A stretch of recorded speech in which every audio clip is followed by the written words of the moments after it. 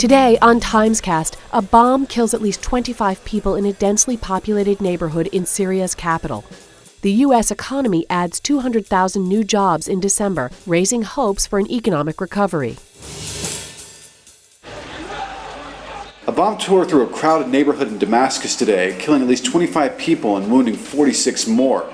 It seemed to underline a potentially new chapter in the Syrian uprising, which began in mid-March. The Syrian government blamed terrorists for the bombing, and it said the fingerprints of al-Qaeda were all over the attack. That charge was the exact same one the government levied 2 weeks ago, when bombings also struck the capital Damascus, killing dozens more.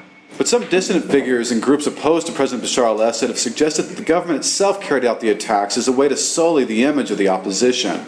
In the broadest terms, the attack underlined what is an increasingly complicated insurgency. An observer mission from the Arab League arrived 2 weeks ago, and while opposition groups have complained that the Arab League has done little to stop the bloodshed, the very arrival of the team seems to have inaugurated a new chapter in the uprising. Protests that have erupted every Friday for nearly 10 months now seem to have a new momentum. But the general sense out there, not only among the opposition, but also among supporters of the government, is that the months ahead may prove bloody, they may prove unpredictable, and the uprising itself may take turns that no one has yet seen before. We're starting to rebound, we're moving in the right direction, we have made real progress.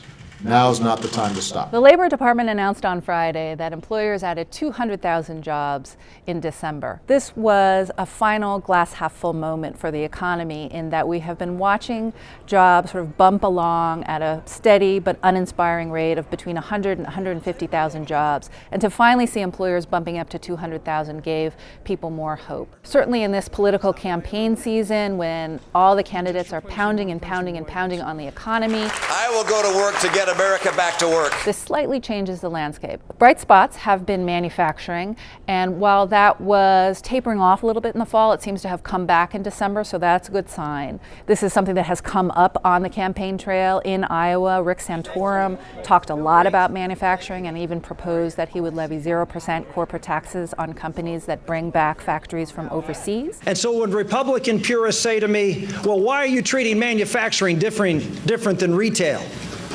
I say because Walmart's not moving to China and taking their jobs with them.